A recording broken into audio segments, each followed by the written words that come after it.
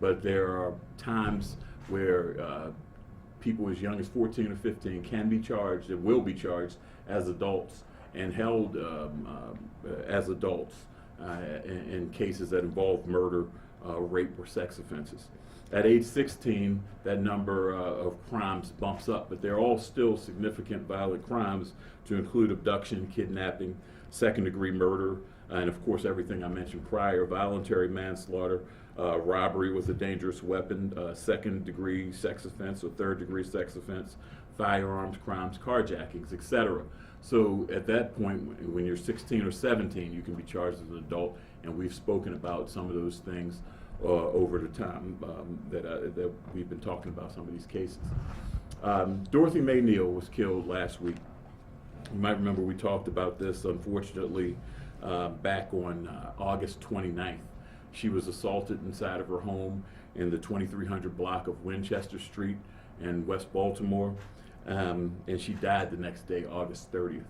What we found in that case was that she had been assaulted, physically assaulted. We also were able to determine after the autopsy that she was also sexually assaulted. And again, when we talk about our vulnerable population, our older people especially, but we also talk about youth as vulnerable people. 70 years, almost 70 years separate our victim and suspect in this case. The suspect in this case is 14 years old. Tyrone Harvin has been charged with first-degree murder, first-degree rape, various sex offenses. We were able to find physical evidence that linked him to the crime, and he has been charged with that crime. Again, I know that there are some who ask why. We charge as an adult, that's the law. And part of the law is releasing pictures of those who are charged with crimes, and that's our obligation in this. This is certainly not a happy occasion to announce an arrest and a murder. It never is. Obviously good work, but it's sad all the way around because there's some systematic failure in a 14-year-old's life to allow us to have to be up here talking about him being accused of murder and rape. And again, it's just a very tragic situation all the way around. And the detectives did a fantastic job piecing this very brutal case together. And I know how did they have a relationship? Well, we're not sure that there was a long-term existing relationship, but Miss Neal had a network of neighbors who would help her, and that's who ultimately called us because they hadn't seen her in a while.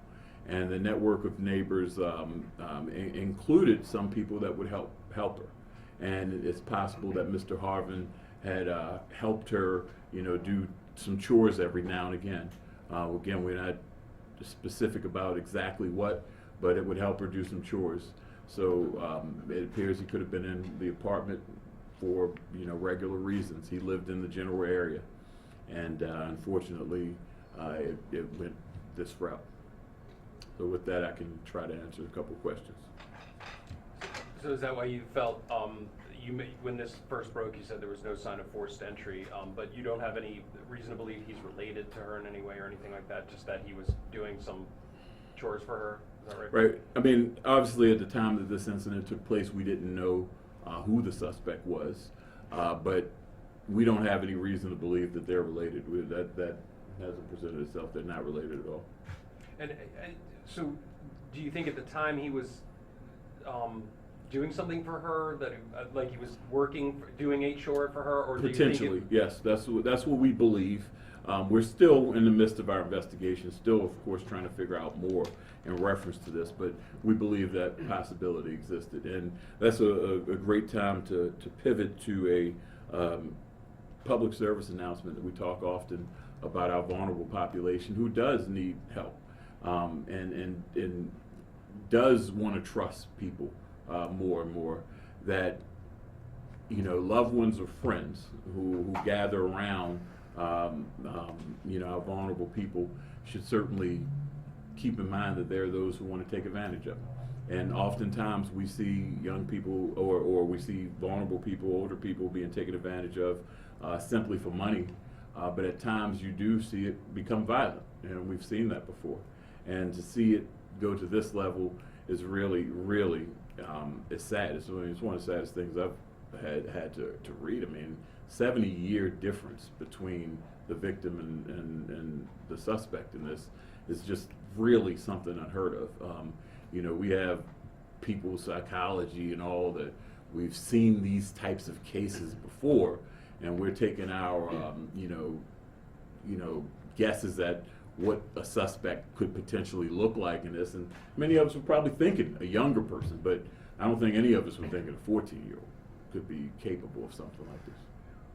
And with that being said, he is 14, but has Tyrone had any prior run-ins with the police where this makes any sense? Well, I'm certainly not at liberty to discuss any type of juvenile record that he might have, but certainly this is the first time he's charged as an adult for anything, and sadly turned 14 in the month of August. I mean, he's a fresh 14-year-old, and again, it was one of those Major Jones and I were just talking. I went back and was just making sure it wasn't a typo, that he was in fact 14, and we just recently had a birthday. So, nothing to speak of. Did you say what the manner of death was? A homicide by blunt force trauma, basically. She was physically beat to death, basically. Can you talk at all about how you guys connected him?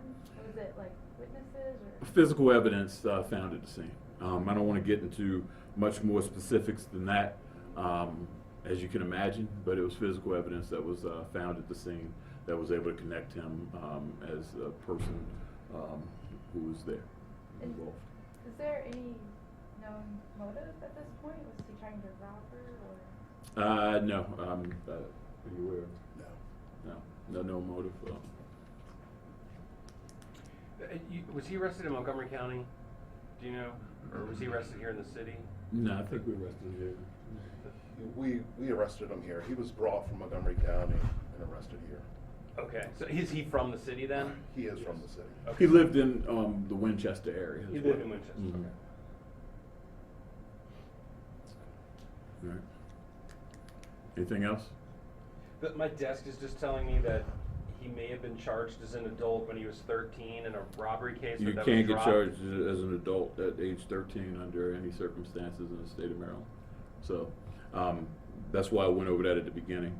Age 14 is the earliest you can be charged as an adult in the state of Maryland, and it has to be for murder, rape, or sex offense, first degree. Okay. The only time you would get charged as an adult with a robbery is at age 16 with a deadly weapon. Okay. Do you guys know anything about this kid's background? Was he in school? Again, I can't get into those specifics about him because he is a juvenile still, although he's being charged as an adult. I can only speak to these adult charges, so I don't know. I mean, it's pretty easy to surmise that something critical in this poor 14 years of life, something happened. Something happened. This is not normal. Major Jones and I were talking, and we can tell you without even checking our records, this is the youngest person we've charged in Baltimore this year, and probably the last couple years with murder. What kind of time could he be looking at? Well, I mean, murder, first degree murder is, carries life sentences, up to life sentences. So that's not something that we decide, but they carry up to life sentences. So that's just something that will have to be worked out in the court system. Without getting, I know you can't say too much about the investigation, but was he relatively easy to find and pin as the suspect in this? I mean, I'm just curious how you found him. Was it through witnesses that saw him around her, or I guess how did you figure out that he was the prime suspect here? So like Chief Smith said, Can you scoot evidence, up, just scoot up right to the mic evidence there. from the crime scene itself is what took us to the suspect. So there was something that was left at the crime scene that pinned him That's to the... correct. Okay.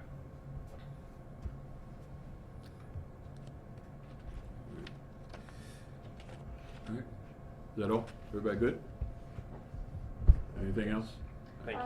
Actually, just one question on another. Okay. Willard Junior Williams? Has he been transported? He hasn't been transported back to Maryland yet, but he's in custody. Okay. So that's the system stuff.